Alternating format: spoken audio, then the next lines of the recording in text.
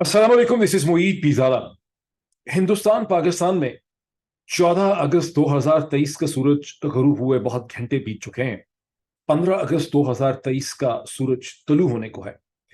14 और 15 अगस्त की 1947 की निस्बत से हिंदुस्तान, पाकिस्तान और बांग्लादेश के रहने वाले लोगों के लिए बड़ी अहमियत है। आज इस खत्ते में अंदाजन 2000 मिलियन, 2 अरब लोग, 2 बिलियन लोग रहते हैं। हिंदुस्तान दुनिया की सबसे बड़ी आबादी है। 1.4 बिलियन लोग वहां रहते हैं। गुज़श्ता चंद माह में उसकी आबादी चीन से बढ़ चुकी। पाकिस्तान में अभी एक हाल ही में डिजिटल सेंसस हुआ है। हो सकता है सही हो, कुछ भी चीज सही नहीं है, लेकिन उसके हिसाब से पाकिस्तान में 241 मिलियन से ज्यादा लोग रहते हैं। और बांग्लादेश में अंदाजन को तकरीबन 17 करोड़ लोग रहते हैं।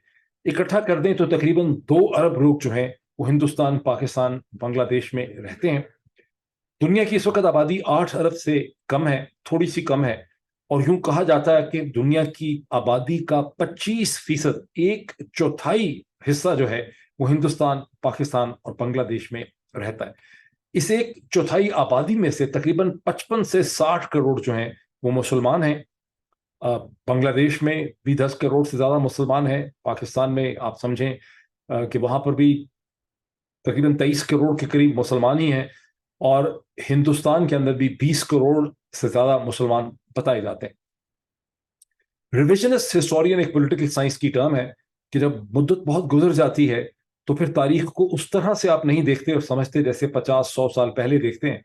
1901 में लिखी हुई किताब होगी यूरोपियन तारीख की, आज आप उसको पढ़ेंगे तो आपको बहुत बेकार लगेगी, बेमानी लगेगी, क्योंकि अब दुनिया इतनी आगे आ चुकी है, इतनी ज्यादा चीजें हमें पता है कि हम उस वक्त की तारीख को, 19वीं सदी की तारीख को, 18वीं सदी की तारीख को एक नए लेंस से देखते हैं। ये वक्त आ गया है।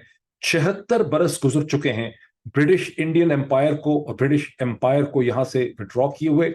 और ये जो लफ्ज है इंडिपेंडेंस, जिसे 14 अगस्त को एक बार फिर सरकार के तौर पर, लोगों के तौर पर भी बहुत खुशी से मनाया गया, इसके हवाले से बहुत चर्चा हुआ, बहुत इसकी बहस हुई, बड़े कॉलम लिखे गए, बड़े प्रोग्राम इसके हवाले से करने की कोशिश की गई। इस लफ्ज की आज अहमियत है क्या?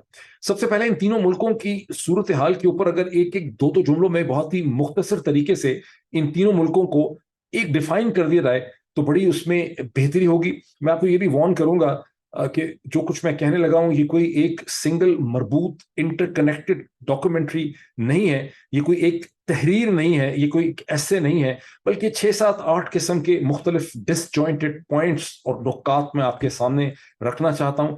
कंक्लूजन हमेशा की तरह आपका अपना होगा। मेरा मकसद ये है कि मैं आपको सोचने पे मजबूर करूं, कुछ आइडियाज आपको दूं जो खुद आप अपने तौर पर उसकी रिसर्च कर लें, जो आपके माइंड को स्टिमुलेट करें। तो सबसे पहले लेट्स डिफाइन दीज थिंग्स। आजादी के, इंडिपेंडेंस के, ब्रिटिश एम्पायर के विड्रॉ करने के 76 बरस के बाद इस्लामिक रिपब्लिक ऑफ पाकिस्तान एक गैरिजन स्टेट है। एक जालिमाना, बेरहम, क्रूल किस्म की टिरैनिकल ऐसी गैरिजन स्टेट है जिसमें चंद हजार ताकतवर इलीट को छोड़ के आम इंसान को किसी किस्म के बुनियादी हकूक हासिल नहीं है।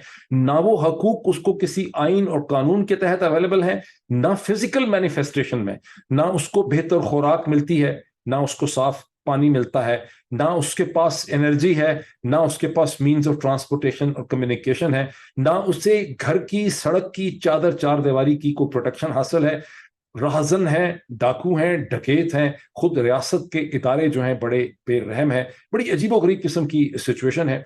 और जो रूलिंग एलीट है उसमें टॉप के फौज के जर्नैल भी हैं, ट्राइबल चीफ भी हैं, जागीरदार भी हैं, कुछ सियासतदान भी हैं, बहुत से ताकतवर कॉर्पोरेट लीडर भी हैं। ये जो चंद सौ या चंद हजार लोग हैं वो बड़ी बेरहमी से इस गैरिजन स्टेट को रन कर रहे हैं। उनके जहनों में बिल्कुल भी ये ख्याल नहीं है कि जो बाकी यहाँ पर तकरीबन 25 करोड़ या 250 मिलियन की आबादी है, बिल्कुल डिजिटल सेंसस में भी हो सकता है पूरा ना हो, तो अंदाजन इतनी जो आबादी है उसके अंदर इस वक्त कितना इस्तराब है, कितना हैजान है, कितना गुस्सा है, कितनी बेबसी है, कितनी हेल्पलेसनेस की फीलिंग है। और किसी वक्त भी यहाँ पर कोई अजीबो गरीब किस्म का लावा फट सकता है। इसी चीज से अंदाजा लगाएं कि हर साल हजारों की तादाद में लोग जो हैं پچھلے سالوں کے مقابلے میں دگنے سے زیادہ لوگ جو ہیں اس سال انہوں نے مختلف طریقوں سے اپنی جائیداد پراپرٹی جو کچھ بھی اثاثہ ان کے پاس تھا اسے اونے پونے میں بیچ کے یہاں سے لیبیا اور ایجپٹ کے ذریعے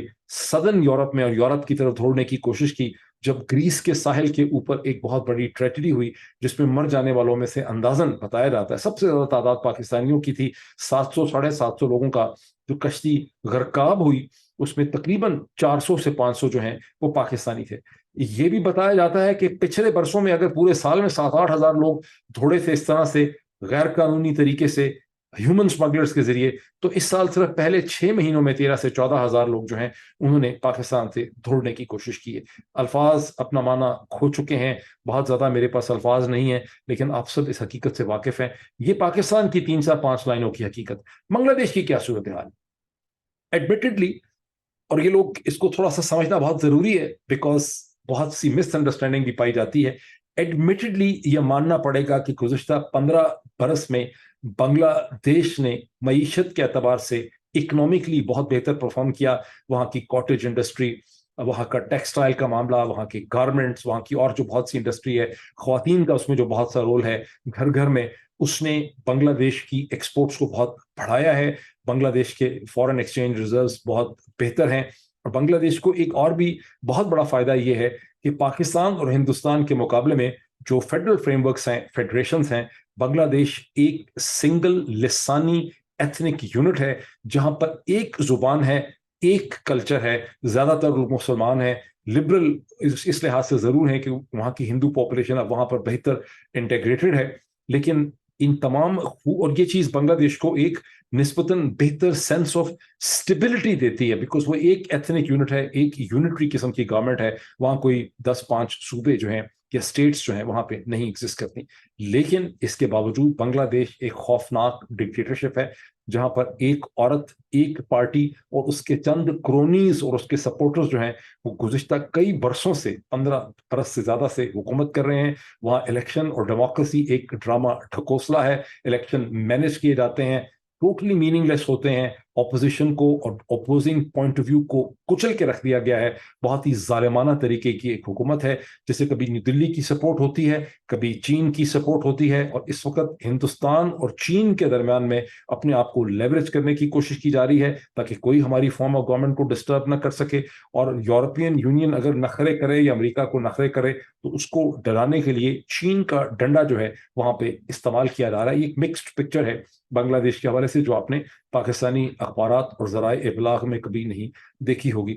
اب آپ آ جاتے ہیں برٹش امپائر کے جیول آف دا کراؤن, جو سب سے امپورٹنٹ جو تاج برطانیہ تھا, اس کا جو ہیرا ہے جسے انڈیا کہا جاتا ہے. یقیناً انڈیا کی اکانومی نے نرسمہا راؤ کی ریفارمز کے بعد سے بتدریج بہت بہتر پرفارم کیا. آج ہندوستان دنیا کی تیسری چوتھی بڑی, غالباً چوتھی بڑی اکانومی ہے. برطانیہ کو, برٹش امپائر کا جو بچا کچا ٹکڑا ہے اسے پیچھے چھوڑ چکی ہے. آبادی دنیا میں سب سے زیادہ ہے, 1.4 بلین کی آبادی ہے. لیکن ہندوستان کی ایکسپورٹس پہ بہت اضافہ ہو چکا ہے, اس کی انڈسٹری بہتر پرفارم کر رہی ہے. There are hundreds of ways of describing India. لیکن سب سے امپورٹنٹ چیز جو سمجھنے کی ہے کہ آج اس ہندوستان کی دنیا کے گلوبل آرڈر میں سب سے بڑی جو امپورٹنس ہے مغرب کے لیے وہ یہ ہے کہ چین کے خوف کی وجہ سے انہیں ہندوستان کو انگیج کرنا ہے, انہیں ہندوستان کو کھڑا کرنا ہے, جس کی وجہ سے ہندوستان کے اندر کی جو بہت سی کمزوریاں, خرابیاں ہیں, بہت سے ڈیفیسٹس ہیں, بہت سے گیپس ہیں, بہت سے فیلیئرز ہیں, انہیں مغرب اور جس کو انٹرنیشنل کمیونٹی کہا جاتا ہے وہ اسے اگنور کرنے کو تیار ہیں. لیکن خود ہندوستان کے اندر لوگوں کو اس کی بہت بڑی قیمت چکانی پڑ رہی ہے. حالات اتنے خراب ہو چکے ہیں ہندوستان میں کہ وہاں کے 20 کروڑ مسلمانوں کو, وہاں کی جو میجورٹی ہے وہ اپنی ذمہ داری شاید سمجھ ہی نہیں رہی ہے. جب ان کے بارے میں بات کرتے ہیں وہ سمجھتے ہیں کہ کہیں باہر سے آئے ہوئے ہیں, یہ ہماری ذمہ داری نہیں ہے. اور گزشتہ 30 برس میں سٹارٹنگ فرام 1990s ہندوستان کے اندر ایک بڑی خطرناک قسم کی جو ایک انتہا پسندانہ ہندوتوا ذہنیت نے گرو کیا ہے, جس نے آہستہ آہستہ ہندوستان کی ریاست, اس کے سیاسی ڈھانچے میں, اس کے قانونی ڈھانچے میں, اس کی عدالتوں کے اندر بہت اس کی ڈیپ پینیٹریشن ہو گئی ہے.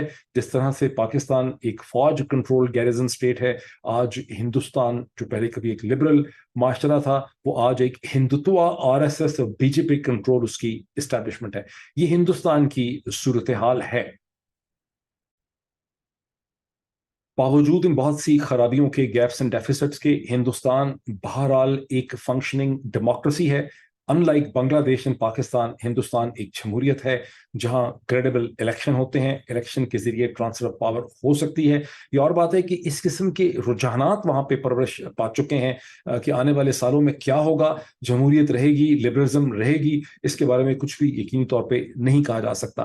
بہرحال میں نے آپ کو شروع میں ہی وارن کیا تھا کہ یہاں میں کوئی بہت مربوط ایسے لکھنے نہیں چلا ہوں. میں یہاں پہ ڈفرنٹ ڈس جوائنٹڈ آئیڈیاز آپ کے سامنے رکھنا چاہتا ہوں as a revisionist keen student of history.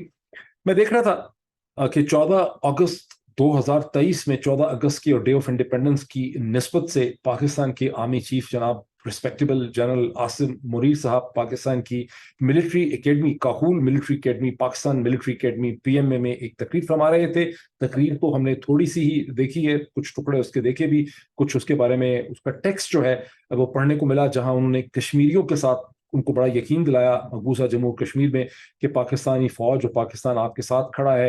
اور انہوں نے یہ بھی کہا کہ پاکستان کی افواج جو ہیں وہ ہر قسم کے خطرے کا مقابلہ کرنے کے لیے تیار ہے.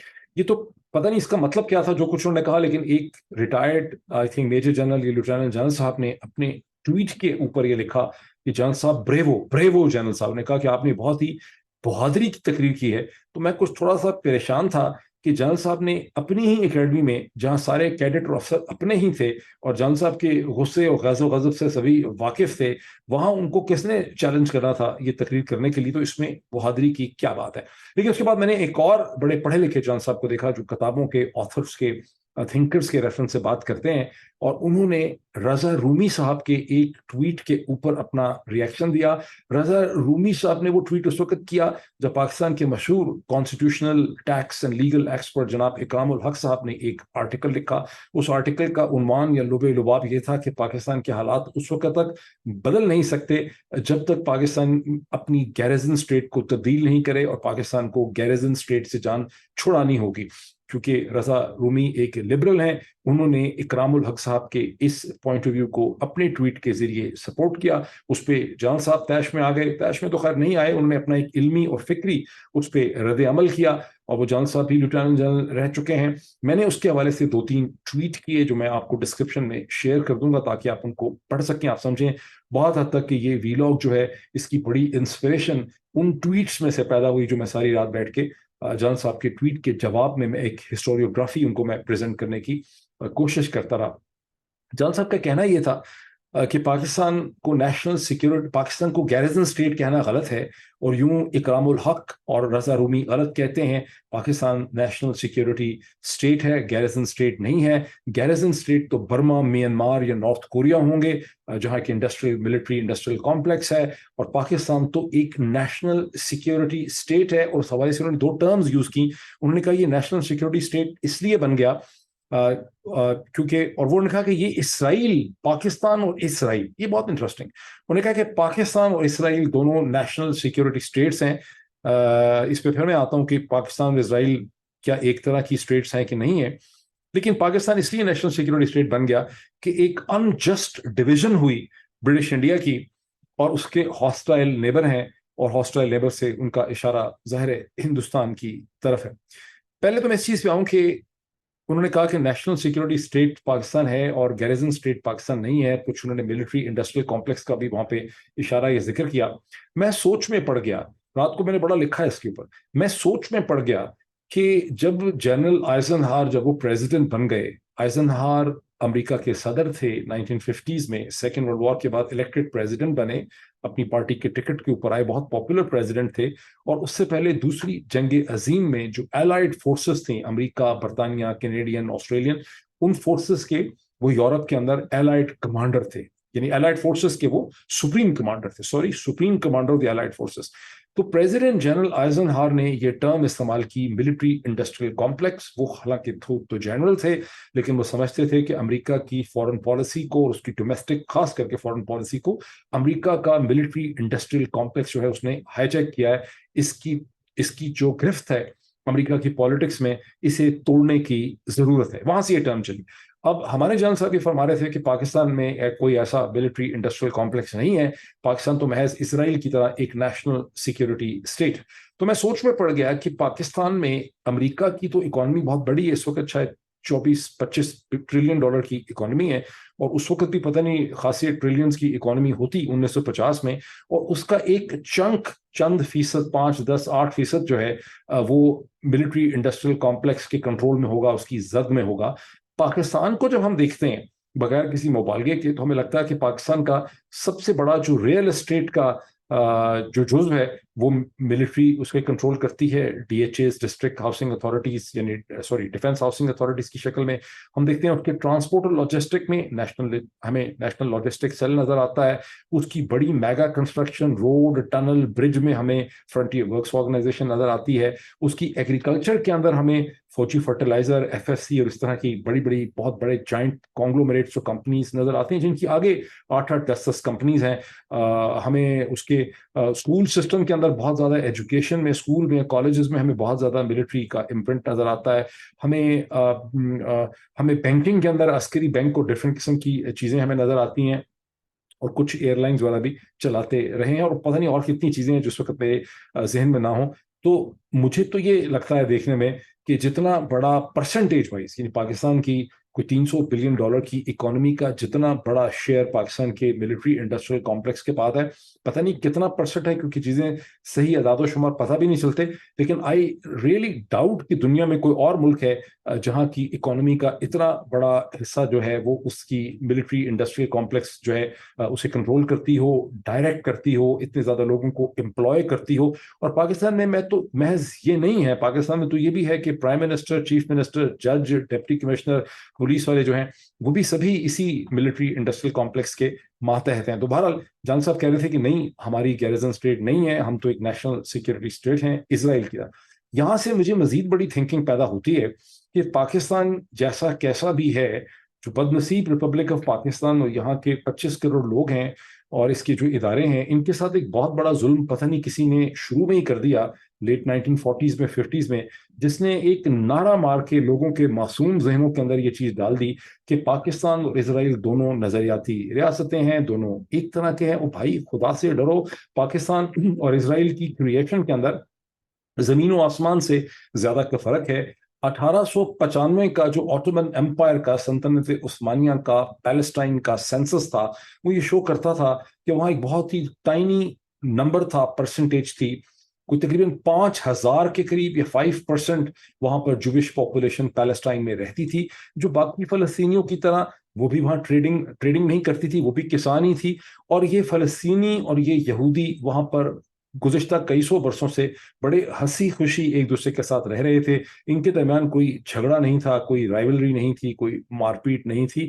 اسرائیل کی زائنسٹ ریاست جو ہے وہ تو یورپین جیوز نے کنسیو کی فار ریلیجس ریزنز، جس کے نتیجے میں بہت بڑی تعداد میں فرسٹ ورلڈ وار سے پہلے، پھر فرسٹ ورلڈ وار کے درمیان، اور پھر جو انٹر وار پیریڈ ہے first world war, second world war میں، اس میں بہت بڑی تعداد میں جو یہودی آباد کار ہیں وہ مغربی یورپ سے، مشرقی یورپ سے، رشیا سے، امریکہ سے، لاطینی امریکہ سے، جو لیٹن امریکہ ہے وہاں سے وہ اس پیلسٹائن میں پہنچے. وہاں انہوں نے زمین خریدی، اس پہ قبضہ کر لیا، جس کے نتیجے میں بڑی وائلنس ہوئی. جب 1948 کے اندر اقوام متحدہ نے انہیں ایک اسٹیٹ کا رائٹ دے دیا، اس وقت 3-4-5 ہی طاقتیں تھیں جو پرنسپلی میٹر کرتی تھیں.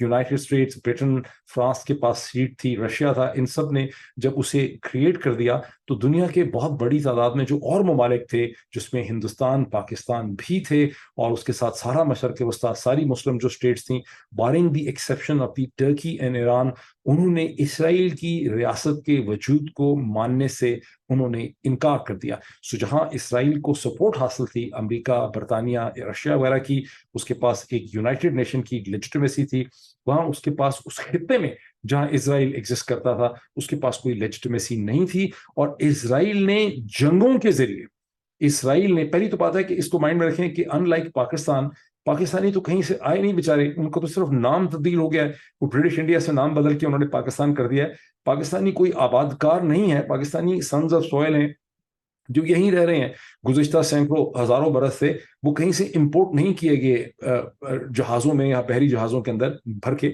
وہ یہیں رہتے تھے. یہ تو بہت بڑا ڈفرنس ہے، اس کو پتہ نہیں لوگ کیسے اگنور کر دیتے ہیں. لیکن دوسری بات یہ ہے کہ اسرائیل کو ایک پہلے دن سے لیجٹمیسی کوسچن تھا، چونکہ اس کے جو نیبر تھے سیریا، عراق، جارڈن، وہ سب اس کو ایکسیپٹ نہیں کرتے تھے. ٹیونیسیا، لیبیا، سعودی عرب، کسی نے اس کو ابھی تک بھی ریکگنیشن مسئلہ اس کا ہے. آہستہ آہستہ تو اسرائیل نے جنگوں کے ذریعے اپنی لیجٹمیسی جو ہے اس کو اسٹیبلش کی. پاکستان کا تو کوئی ایسا لیجٹمیسی کا مسئلہ نہیں تھا، کیونکہ ہم نے اپنے آپ کو یقین دلا لیا. اسی لیے میں کہہ رہا ہوں کہ ریویژن ہمیں کرنا ہے ہسٹری کا. ہم نے اپنے آپ کو یقین دلایا ہے. پاکستان میں 99% لوگوں کا یہ خیال ہے، میرے سمیت ہمارا بھی یہ خیال تھا کہ ہمیں کوئی شروع سے ایگزسٹینشل چیلنج تھا، لیکن ہمیں تو پیدا کیا ایک پولیٹیکل کانسٹیٹیوشنل لیگل پروسیس نے. ہم کسی جنگ آزادی یا ملیٹنٹ اسٹرگل یا کسی فوج یا کسی گوریلا کاروائی کے نتیجے میں ہم پاکستان اور ہندوستان نہیں پیدا ہوئے. ہم ایک پیسفل کانسٹیٹیوشنل پولیٹیکل پروسیس کے نتیجے میں یہ دو ریاستیں ہمارے سے وجود میں آئیں. اور اس کی خوبصورتی یہ تھی کہ اس وقت کی جو سو کالڈ سب سے بڑا جو ایمپائر تھی، امپیریل آرڈر تھی، برٹش ایمپائر، اس نے اس برتھ کو میڈییٹ کیا اور اس کے اوپر اس نے ڈاٹڈ لائن پہ سائن کیے. اور پاکستان کی جو کریشن ہے اسے انڈین یونین نے ایکسپٹ کیا. پوری کے پورے اس کے بارڈر کو، اس کی پوری ٹیریٹری کو دونوں ریاستوں نے ایک دوسرے کے وجود کو تسلیم کیا.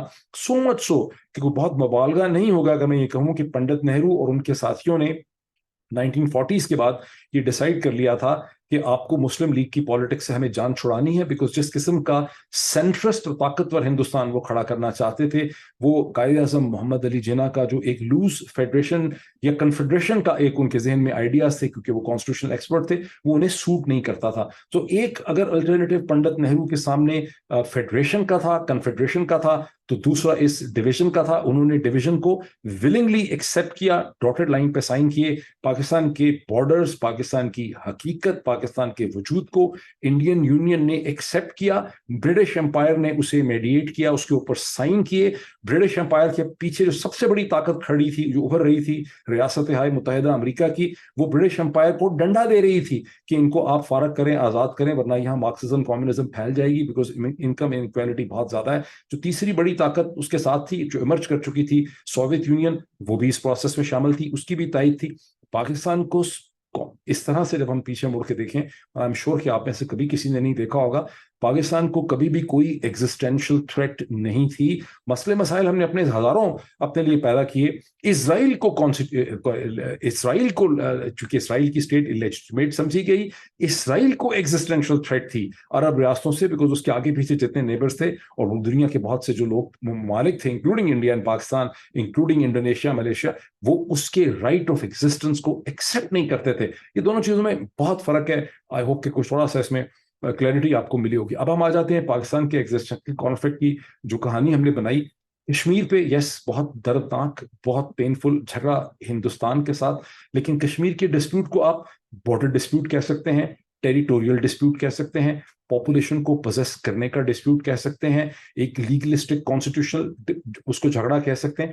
کشمیر ایگزسٹینشل کانفلکٹ نہیں بن سکتا پاکستان کے لیے، ہم اس کے اوپر کتنی ہی شاعری کیوں نہ کریں، اس لیے کہ کشمیر کی ڈینائل جو ہے وہ پاکستان کی رائٹ آف ایگزسٹنس کو اور پاکستان کی سوورینٹی کو یا پاکستان کی ٹیریٹوریل انٹیگریٹی کو ختم نہیں کرتی.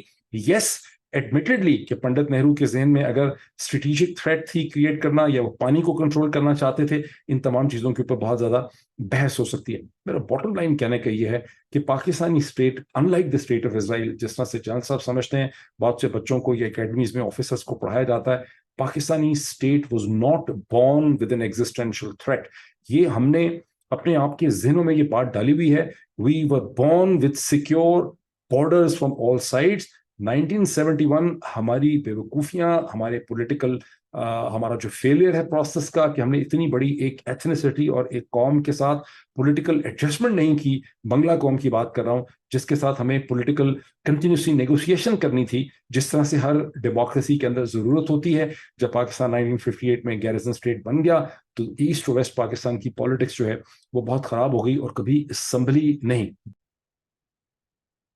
جب کوئی جنرل صاحب، کوئی مفکر پاکستان کا، کوئی ٹیلی ویژن کا پرسن، کوئی اینکر پرسن میری طرح کا یہ کہتا ہے کہ ہمیں نیشنل سیکیورٹی اسٹیٹ ہے, ہمیں ہماری سیکیورٹی کو بڑا خطرہ اور تھریٹ ہے, تو وہ بات کو اسی طرح سے بغیر کرٹیکل ایگزامینیشن انالیسس کی ہم ایبزارب کر لیتے ہیں.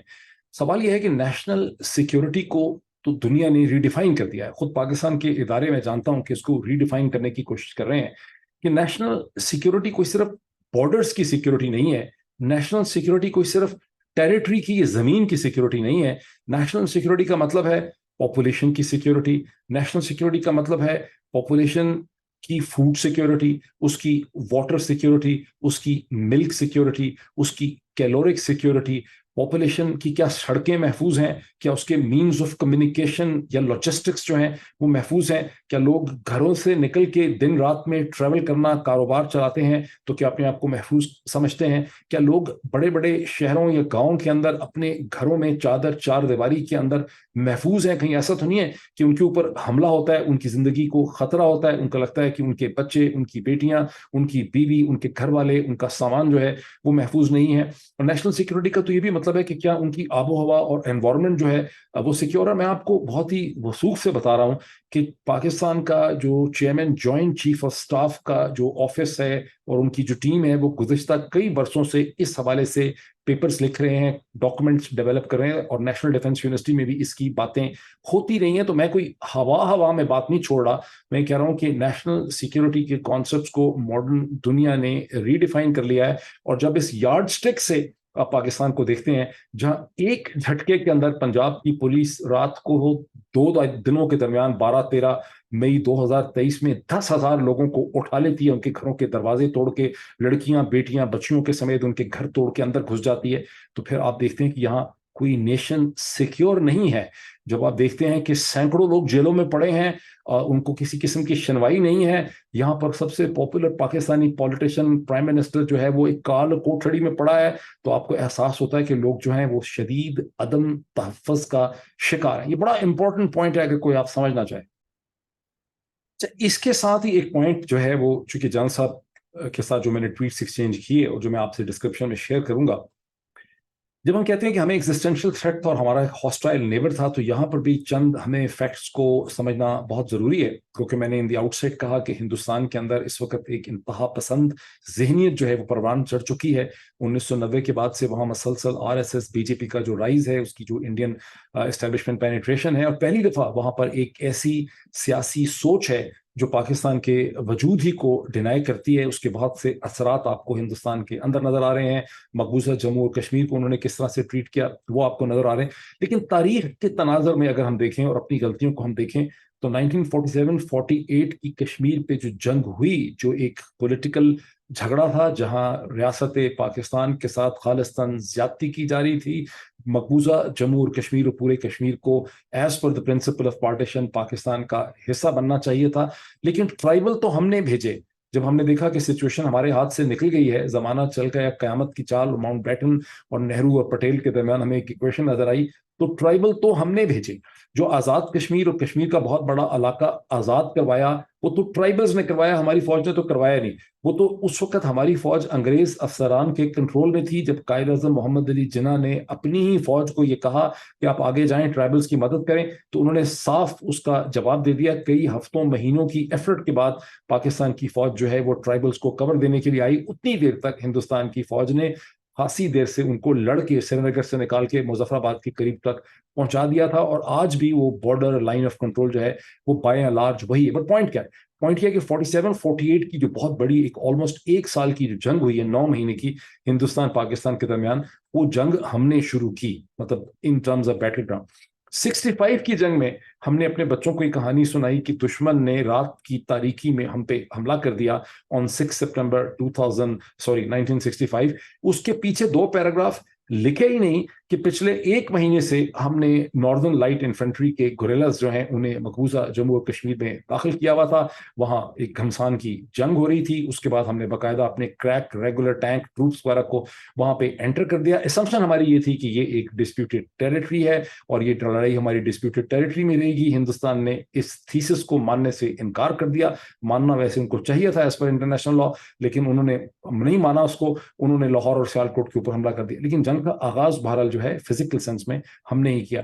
1971 کی جنگ انہوں نے ہمارے اوپر ٹھوسی، لیکن ہم نے ایسے سیاسی حالات پیدا کر دیے تھے جہاں ان کو اس موقع کا فائدہ اٹھانے کا موقع ملا. سیاچین بھی انہوں نے ہمارے ساتھ کیا، کارگل کا کانفلکٹ ہم نے شروع کیا. جب اس ساری چیز کے تناظر میں ہم ہسٹری کو دیکھتے ہیں تو ہمیں سمجھ آتا ہے کہ اکثر جو کانفلکٹ کی فزیکل فارم ہے، ملٹری فارم ہے، وہ ہم نے شروع کی، وہ انہوں نے شروع نہیں کی. تو جب ہم نے بنایا کہ ہمیں ہر وقت ایک ہاسٹائل دشمن جو ہے وہ ہمارے خلاف ہمیں توڑنا چاہ رہا ہے، ہمیں فتح کرنا چاہ رہا ہے، ہمارے وجود کو ختم کرنا چاہ رہا ہے، ہسٹری اس تھیسس کو کوئی بہت زیادہ سپورٹ نہیں کرتی. اب تھوڑا سا ایک ڈفرینٹ ڈائریکشن میں چلتے ہیں. ہندوستان اور پاکستان کے درمیان کبھی بھی کوئی بہت خوشگوار تعلقات تو نہیں رہے، پاپولیشنس کے بھی نہیں رہے. ویسے ملیں تو اچھی طرح سے ملتے ہیں، لیکن ایک کلیکٹیو سم ٹوٹل خار ہی رہی ہے، دشمنی ہی رہی ہے. اس وقت تو خیر صورتحال بہت ہی زیادہ بری ہے. اگر آپ یوٹیوب کے اوپر بھی جو لوگ کامنٹ کرتے ہیں وہاں سے بھی آپ کو اندازہ ہوتا ہے. مجھے تو پہلے شک یہ ہے کہ اکثر لوگ جو ہمارے یوٹیوب کے اوپر آ کے کامنٹ کرتے ہیں وہ انڈین اسٹیبلشمنٹ کے کوئی اعلی کار ہیں، ان کے کوئی ان کے نمائندے ہیں، بیکاز اس کے اندر آپ کو ایک لارجر انڈین پاپولیشن کی تھنکنگ نظر آتی بھی نہیں ہے.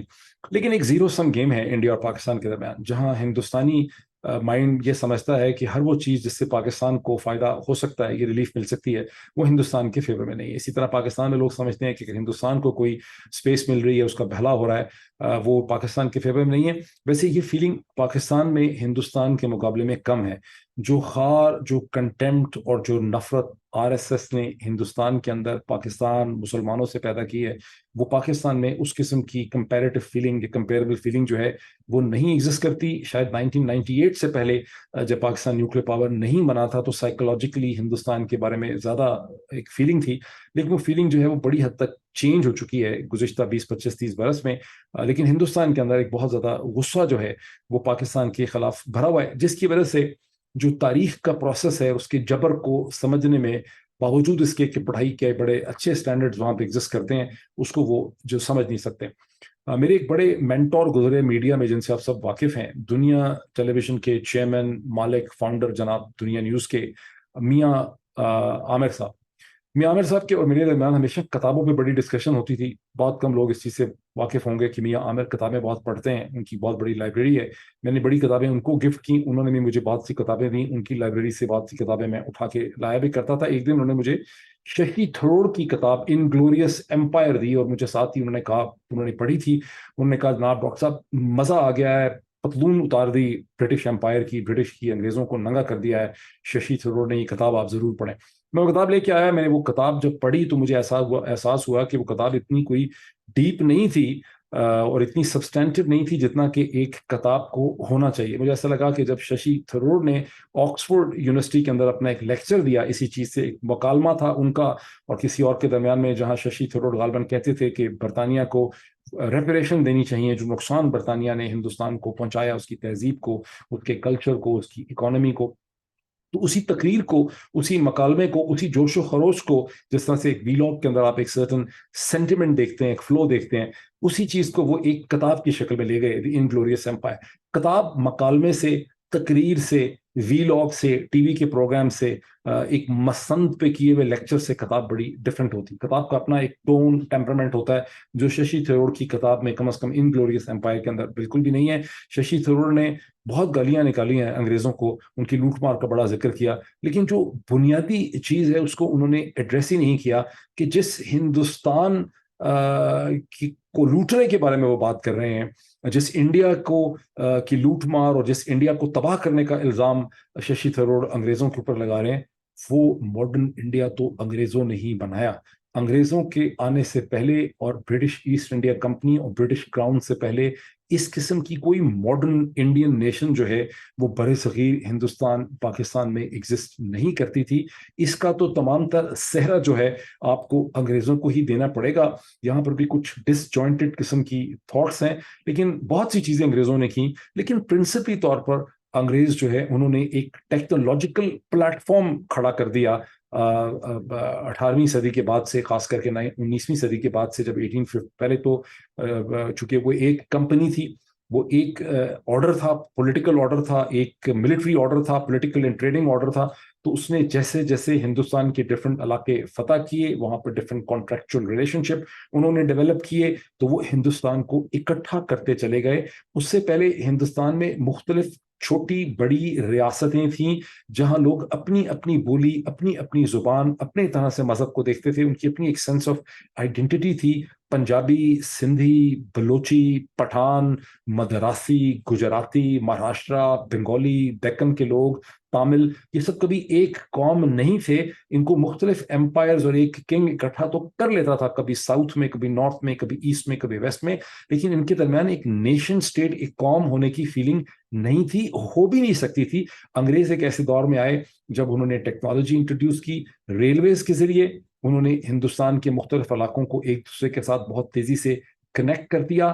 پھر انہوں نے ایک جوڈیکیچر یعنی کریٹ کیا, یہ جو آفس ہے ڈپٹی کلیکٹر, ڈپٹی کمشنر کا, وہ اس کو ڈپٹی کلیکٹر کہا کرتے تھے. انہوں نے ایک انڈین پولیس سروس کھڑی کی, انہوں نے ایک برٹش انڈین آرمی کھڑی کی جس کے ڈفرینٹ جگہوں پہ چھاونی ہوتی تھی, کینٹونمنٹ ہوتی تھی, سڑکوں کا ایک انہوں نے جال بچھایا, محکمہ انہار انہوں نے کھڑا کیا, پھر ریڈیو وہ لے آئے, پھر انہوں نے زبانوں اور مذہب اور قوانین کے اوپر بھی انہوں نے بہت زیادہ کام کیا. اور جو کوڈیفیکیشن کی اینگلو ہندو لا کی جو 1772 سے انہوں نے شروع کی, اور یہ 100 برس تک 1884 تک اس پہ انگریزوں نے بہت زیادہ کام کیا, جس کے نتیجے میں ایک ہندو سینس آف آئیڈینٹی ایک قوم کی حیثیت سے پہلی دفعہ کھڑی ہوئی. انگریزوں کی اس میں الزام یہ ہے, اس کو 100% نہیں کہہ سکتے, لیکن الزام یہ ہے بعض انڈین آتھرز کا, بعض اور لوگوں کا الزام یہ ہے کہ ایک کانشیس ایفرٹ اس کے پیچھے تھی. انگریزوں کا ڈیفنس یہ ہے کہ ہم ایڈمنسٹریٹولی طور پر ہندو ایک سینس آف آئیڈینٹی کھڑی کر رہے تھے, ہم ان کے لاز کو کوڈیفائی کر کے ڈیفائن کرنا چاہتے تھے. دوسری طرف سے اینالسٹ یہ سمجھتے ہیں کہ انگریزوں نے یہ دیکھا کہ یہاں ایک مسلم قومی ایک تشخص ایگزسٹ کرتا ہے, لیکن ایک سنگل ڈیفائنڈ ہندو تشخص ایگزسٹ نہیں کرتا. ہندو میجورٹی میں ہے لیکن ایک آئیڈینٹی نہیں ہے. ان کو ایک آئیڈینٹی دینے کے لیے انہوں نے پرنسپلی طور پہ اینگلو ہندو قانون کو انہوں نے کوڈیفائی کیا, جس کے نتیجے میں آپ بعد میں دیکھتے ہیں کہ بہت سی موومنٹ جو ہے وہ کھڑی ہوئی. اس سٹیج کے اوپر اگر میں ایک بہت مشہور امریکن پروفیسر بینیڈکٹ اینڈرسن کا ذکر نہ کروں تو بڑی نا انصافی ہوگی, انجسٹس ہوگا. بینیڈکٹ اینڈرسن کی بہت مشہور کتابیں تو خیر بینیڈکٹ اینڈرسن کی بہت سی ہیں, لیکن پروفیسر بینیڈکٹ اینڈرسن جو کیلیفورنیا کی کسی یونیورسٹی میں شاید UCLA کے اندر پڑھاتے رہے ہیں پولیٹیکل سائنس اینڈ ہسٹری کو, ان کے دوسرے بھائی پیری اینڈرسن بھی بڑے مشہور ہیں. دونوں برٹش اوریجن کے ہیں, دونوں نے امریکہ میں پڑھایا ہے. پیری اینڈرسن نے ہندوستان کے اوپر بہت لکھا ہے, انڈین آئیڈیالوجی پہ بہت لکھا ہے, بڑی اس کی انہوں نے ڈائسیکشن کی ہے. لیکن بینیڈکٹ اینڈرسن کی جو مشہور کتاب ہے امیجنڈ کمیونٹیز میں وہ یہ ایکسپلین کرتے ہیں کہ جو قومیں ہوتی ہیں یہ امیجنیشن سے پیدا ہوتی ہیں, یعنی یہ قومیں ایک لٹریچر کے ذریعے, شیئرڈ ایکسپیرینسز کے ذریعے پیدا ہوتی ہیں. جس زمانے میں کراچی کے قریب ساحل پہ رہنے والے لوگوں کا اور پشاور کے لوگوں کا آپس میں کوئی واسطہ پڑتا ہی نہیں تھا, 15ویں صدی میں 16ویں صدی میں ٹریول کرنا بڑا مشکل تھا, ریل نہیں تھی, سڑکیں نہیں تھیں, کبھی ایک دوسرے کو دیکھتے نہیں تھے, آپس میں نہ مل سکتے تھے, نہ جھگڑا کر سکتے تھے, نہ ٹریڈ کرتے تھے, تو ان کے درمیان کوئی قومیت کا احساس بھی پیدا نہیں ہو سکتا تھا. جب قومیں ایک طرح کے مظالم سے گزرتی ہیں, جیسا کہ فرسٹ ورلڈ وار میں ہندوستانی سپاہی کا لڑنا, سیکنڈ ورلڈ وار میں اس کا لڑنا, پاکستان کی 1947-48 کی ہندوستان سے لڑائی, 1965 کی لڑائی, 1971 آرمی پبلک اسکول کا واقعہ, کراچی میں ہونے والی وائلنس اور ہندوستان کے ساتھ جھگڑا, ریڈیو, ٹیلی ویژن, یہ سب چیزیں جو ہیں ایک قوم کی فیلنگ اور اس کی جو فیلنگ ہوتی ہے اس کو پیدا کرتے ہیں. اسی طرح سے جیسے گزشتہ 16 ماہ میں پاکستان کے اندر جو ایک پولیٹیکل اسٹرگل ہوئی ہے, جو جدوجہد ہو رہی ہے اگینسٹ دا گیریزن اسٹیٹ, اس سے ایک نئی قوم پیدا ہو رہی ہے. یہ اور بات ہے کہ گیریزن اسٹیٹ کے مینیجر یہ سوچتے ہیں کہ ہم اپنے جبر کے ذریعے اس قوم کو سپریس کر دیں گے, وہ یہ سمجھ ہی نہیں رہے کہ یہ قوم اپنا ایک نیریٹو, اپنا گانا, اپنا میوزک, اپنی آواز, اپنا لٹریچر, اپنا کامنٹ لے کر آگے چل رہی ہے اور یہ اپنے آپ کو ریڈیفائن کر رہی ہے, اور اس کے جو آئیڈیاز ہیں وہ اتنے پاورفل ہیں کہ وہ گیریزن اسٹیٹ کے مینیجر اور سپاہیوں کے دل و دماغ کے اندر بھی جا رہے ہیں, اور یہ وہ اس کو نہیں سمجھ سکتے. جس طرح سے جب منگول جنگ باز تھے انہوں نے سارا سینٹرل ایشیا فتح کر لیا تھا ایک زمانے میں, چنگیز خان کے فالوورز کی میں بات کر رہا ہوں, اس کے سکسیسرز کی بات کر رہا ہوں, لیکن آپ نے دیکھا کہ اگلے 100 برس کے اندر اندر جو منگول ہارسمن تھا جس نے تمام مسلم آرمیز کو ڈیسیمیٹ کر دیا تھا, وہ منگول جنگ باز جس کو فوج ڈیفیٹ نہیں کر سکتی تھی, اس کو اسلام کی پاور جو تھی اس نے کیپچر کر لیا, اور اس کی آنے والی جنریشنز جو تھیں وہ اسینشلی مسلم تھے. Muslims on the horseback جو تھے وہ انڈیا میں داخل ہوئے, انہوں نے ہی یہاں پر مغل سلطنت جو ہے اس کی بنیاد رکھی. But that's a digression on the issue. So basic کہنے کی بات ہے کہ قومیں کسی پروسیس سے بنتی ہیں, اور جو انڈیا کی فیلنگ ہے ایز اے نیشن اسے پرنسپلی طور پہ انگریزوں نے کھڑا کیا جب انہوں نے انڈین نیشنل آرمی بنائی, ریلویز کو پھیلایا, ریڈیو بنایا, جوڈیکیچر بنایا, ڈپٹی کمشنر کا آفس بنایا, انڈین کینٹین انہوں نے بنائی, چھاونی بنائی. اس سے ایک قوم معرض وجود میں آئی, نشر و اشاعت انہوں نے اس کی شروع کی. انفارچونیٹلی ششی تھرور اپنی تقریر کے درمیان اس بنیادی چیز کو بھول گئے. پچھلے 24 گھنٹے کے اندر پاکستان میں لوگوں نے ایک جملہ بہت سنا, بہت دہرایا بھی ہے, بہت زیادہ ٹیلی ویژن پہ اس کا ذکر کیا گیا کہ کیسے ہمارے جو اجداد تھے اور ہمارے جو جنریشن تھی, انہوں نے کتنی قربانیاں دیں انہوں نے پاکستان کو حاصل کرنے کے لیے. اور جب اس کا ذکر کیا جاتا ہے تو پھر جب پنجاب کی پارٹیشن سے جو لٹی پٹی ٹرینز ایسٹ پنجاب سے آ رہی ہیں یا ویسٹ پاکستان پنجاب سے ایسٹ پنجاب کی طرف جا رہی ہیں, جو لاشیں پڑی ہیں, جو کھوپڑیاں پڑی ہیں, ان کی تصاویر جو ہے وہ دکھا دی جاتی ہیں, اور نوجوان جو ہیں وہ بالکل اسی میں رہ کے پھنس جاتے ہیں, ان کو سمجھ نہیں آتی کہ اس کا مطلب کیا ہے, اور وہ سمجھتے ہیں کہ شاید لاکھوں لوگ جو ہیں وہ ہندوستان پاکستان کی جو ایک فریڈم اسٹرگل ہے اس کے نتیجے میں ان کی جانیں ضائع ہوئیں, وہ مارے گئے. ایسا بالکل بھی نہیں ہوا. یہ جو سارا قتل عام ہوا, یہ جو جینوسائیڈ ہوا انتہائی بدنصیبی سے, جس میں 1 ملین سے زیادہ 10 لاکھ سے زیادہ لوگوں کی جانیں ضائع ہوئیں, یہ تو بدنصیبی اس وقت ہوئی جب پارٹیشن پلان میں کانگریس نے یہ ڈیمانڈ کیا کہ پنجاب اور بنگال کو بھی اسی طرح سے ڈیوائڈ کرنا چاہیے جس طرح سے برٹش انڈیا کو ڈیوائڈ کیا جا رہا ہے. حالانکہ پنجاب اور بنگال کی اپنی جو وحدت تھی اور تشخص تھا اور ان کی جو یونٹی تھی وہ ہندوستان برٹش انڈیا کی یونٹی سے بہت پرانی تھی. برٹش انڈیا صرف 100 سال 110 سال پرانی ایک پولیٹیکل اینٹی تھی. اس سے پہلے اس کا تاریخ میں کوئی وجود نہیں تھا, جو کہ میں نے بھی آپ کو ایکسپلین کرنے کی کوشش کی ہے. جو سمجھ جائے اس کا بڑا بھلا, جو نہ سمجھ جائے اس کا بھی بھلا. لیکن بنگال اور پنجاب تاریخی اینٹیز تھیں, اپنی لنگوسٹک یونٹ تھے, ان کے اندر ہندو, مسلمان, سکھ سبھی رہتے تھے. لیکن اپنے پارٹیشن کے غصے کے اندر جب یہ آرگومنٹ بنایا گیا جس سے کہ ماؤنٹ بیٹن نے ایگری کیا اور ڈسٹرکٹ وائز ان کو ڈیوائڈ کیا گیا, تو وہاں سے وہ نفرت پیدا ہوئی جس کے نتیجے میں آپ نے وہ جینوسائیڈ اور وہ قتل عام دیکھا جس میں 10 لاکھ لوگ مارے گئے. اور یہ سارا کا سارا جو قتل و خون کا جو ڈرامہ تھا, خون کی جو ہولی ہے, یہ 1947 کے بعد شروع ہوئی. تو ایز سچ جو کریشن ہے انڈیا پاکستان کی اسٹیٹس کی, اس کے درمیان میں کوئی بلڈ بات نہیں ہے, وہاں کوئی پاپولیشن کی لڑائی نہیں ہے, وہاں کوئی سول وار نہیں ہے. یہ سارا قتل عام بنگال اور پنجاب کے فرنٹیئرز کے اوپر جو ہوا, یہ بیسکلی طور پہ ہوا on the insistence of the division of Punjab and Bengal. یہ بہت بڑا سبجیکٹ ہے, اس کے اوپر بہت زیادہ بولا جا سکتا ہے. لیکن کوشچن یہ ہے کہ جب لوگ یہ کہتے ہیں کہ ہم نے انڈیپینڈنس ڈے آف انڈیپینڈنس منایا جا رہا ہے, آج جب ہندوستان میں منایا جا رہا ہے, پاکستان اس سے پہلے منا چکا ہے, آئی ڈونٹ نو بنگلہ دیش تو ظاہر ہے ایک اور دن میں مناتے ہیں کہیں اپنا. تو یہ جو آزادی کے دن کا تصور ہے, آزادی کس چیز سے ہمیں چاہیے تھی؟ ہمیں آزادی انگریزوں سے, کیونکہ کانگریس کو شاید امپیریل برٹش سے آزادی چاہیے تھی, مسلم لیگ و مسلمانوں کو ہندوؤں سے اور کانگریس سے آزادی چاہیے تھی. لیکن اس سے پہلے یہ 1940 اور 47 کے درمیان کا جو ٹینس ڈائلاگ ہے, اگر اس کو ہم نکال دیں 6-7 سال کے ٹائم پیریڈ کو, تو جو اس سے پہلے کی 50 سال کی اسٹرگل ہے, اس سے پہلے کی کم از کم 40 سال کی جو اسٹرگل ہے, وہ تو ساری اسٹرگل ہے بہتر ہیومن رائٹس کے لیے, ایکویلٹی کے لیے, بہتر گورننس ماڈل کے لیے, انسانی حقوق کے لیے, سیلف گورننس کے لیے, بہتر لیگل کانسٹیٹیوشنل اسٹرکچرز کے لیے, ڈیولیوشن آف پاور کے لیے کہ وائس رائے کے پاس یہ پاور نہیں ہونی چاہیے اور ہم نے اس کو ریفارم کرنا ہے, یہ لوکل الیکٹڈ ریپرزنٹیٹیو جو ہیں ان کے پاس پاور ہونی چاہیے. میں آپ کو تھوڑا سا بتاؤں گا, آپ میں سے جو تھوڑے سے لا میں انٹرسٹڈ اسٹوڈنٹس ہیں, بہت امپورٹنٹ آپ کے لیے پوائنٹ ہے. ایک چیز ہے جس کو کہتے ہیں گورنمنٹ آف انڈیا ایکٹس. پہلا جو گورنمنٹ آف انڈیا ایکٹ ہے وہ ایسٹ انڈیا کمپنی نے برٹش کراؤن سے پہلے نکالا 1833 میں, 1857-58 سے پہلے 1833 میں پہلا گورنمنٹ آف انڈیا ایکٹ آیا جس کو والبن سینٹ ایکٹ بھی کہتے ہیں. دوسرا 1858 میں آیا جب کراؤن نے British India East India Company سے ہندوستان کی باغ دوڑ سنبھال لی after the failure of the war of independence of the ہندوستانی, جس کو سپاہیز میوٹنی بھی کہتے ہیں. تیسرا جو گورنمنٹ آف انڈیا ایکٹ ہے وہ 1909 میں آیا, یعنی 20ویں صدی کے شروع میں. اس کے فوراً بعد چوتھا آیا 1912 میں, پانچواں آیا 1915 میں, پھر 1919 میں ایک گورنمنٹ آف انڈیا ایکٹ آیا, پھر 1921 میں ایک گورنمنٹ آف انڈیا ایکٹ آیا, اور پھر آخری گورنمنٹ آف انڈیا ایکٹ آیا 1935 کے اندر, جس کو بہت مشہور کہتے ہیں. کہ ذرا سا آپ ٹائپ کریں اس کا پورا متن آپ کو مل جائے گا, गवर्नमेंट ऑफ इंडिया एक्ट 1935, ये जितने एक्ट्स आएंगे, जो 8 एक्ट हैं, हर एक्ट ने हिंदुस्तान के अंदर गवर्नेंस स्ट्रक्चर को बेहतर बनाने के लिए, ज्यादा राइट्स लोकल हिंदुस्तानियों को देने के लिए, system of communication, system of logistic को, लॉ एंड जस्टिस को बेहतर बनाने के लिए काम किया। इसकी अहमियत ये है कि जो गवर्नमेंट ऑफ इंडिया एक्ट 1935 है, वो अभी भी 75% जो हिंदुस्तान पाकिस्तान का सारा कानून है, वो गवर्नमेंट ऑफ इंडिया एक्ट 1935 के ऊपर ही बेस करता है। और 75%, जब मैं कहता हूँ 75%, तो मैं मेहरबानी कर रहा हूँ हिंदुस्तान पाकिस्तान के अफसरों से और सारे लॉ मेकर्स के साथ। I am being very kind to them. मेरा ख्याल है इससे ज्यादा भी इसकी सारी तहरीर हुई है।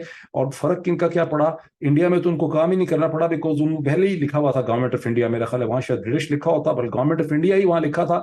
उनको तो रबड़ भी इस्तेमाल नहीं करना पड़ा, फोटो कॉपी भी नहीं करनी पड़ी, उन्होंने तो सीधा सीधा उसका छापा लगाया और उसको रिप्रोड्यूस कर दिया।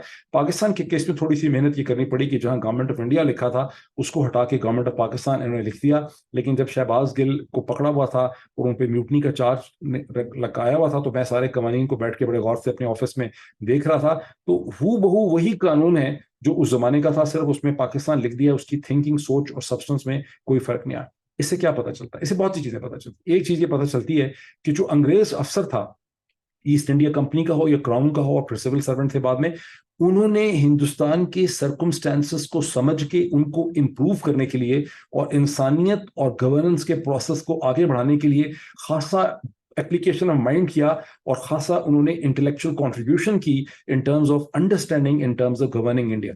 हमारे लोगों ने कख भी नहीं किया उसके बाद, हमने उसका छापा लगाया। और हमारे जितने भी मैनेजर हैं स्टेट के, उन्होंने जैसे अभी इन्होंने कानून साजी की, जो उन्होंने भी 70 बिल को एक्ट में बनाया, आप में से कोई ऐसा बेवकूफ है जिसका ख्याल है कि ये कोई बेहतरी करना चाहते थे? ये सिर्फ अपने मकासद को सर्व करने के लिए इन्होंने जल्दी जल्दी भागम दौड़म में 70 जो है एक्ट जो है वो पास करवा दिए हैं नेशनल असेंबली सेनेट से, उनके ऊपर ठप्पा लगवा दिया है, जो सिर्फ इस केयर टेकर सेटअप को जिसको लेकर आए हैं, इसको मजबूत बनाने के लिए इन्होंने ये सारा ड्रामा ढकोसला जो है वो किया।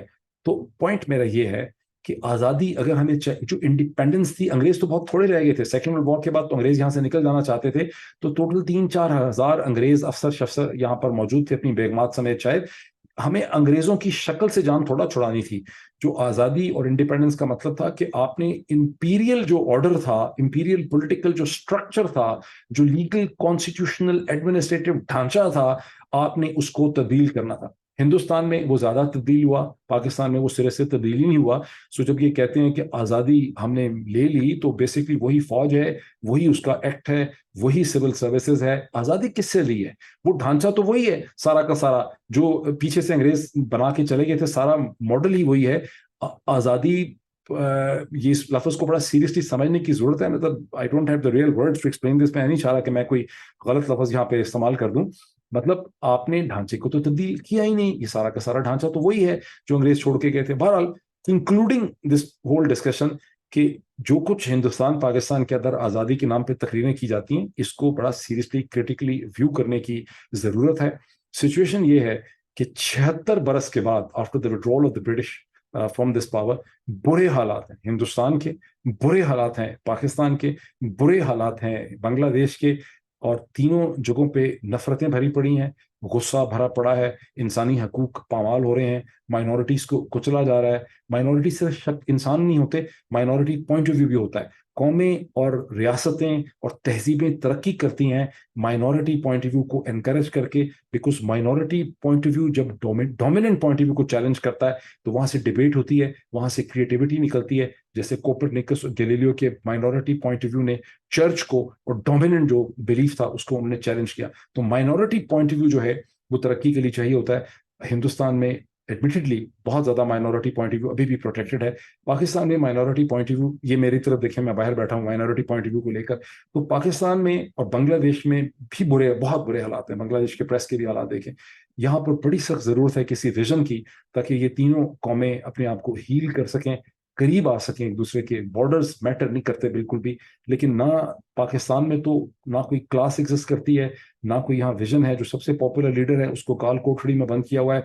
हिंदुस्तान के अंदर हिंदुत्व की वजह से कोई ऐसी लीडरशिप और कोई ऐसा विजन नहीं है जो हील कर सके एक ऐसे वक्त में, जबकि अमेरिकी और अंग्रेज चाहते हैं कि हिंदुस्तान पाकिस्तान के ताल्लुकात बहुत बेहतर हो जाएं चाइना के खिलाफ एक फ्रंट बनाने के लिए। तो यहाँ कोई ऐसी लीडरशिप ही नहीं है जो उसको इम्प्लीमेंट जो है وہ کر سکتی ہے. اور بنگلہ دیش کے بھی بڑے خراب حالات ہیں اگر آپ اس کے ہیومن رائٹ اور ڈیموکریسی کو دیکھتے ہیں. بہرحال I hope I force you to think on something. Thank you.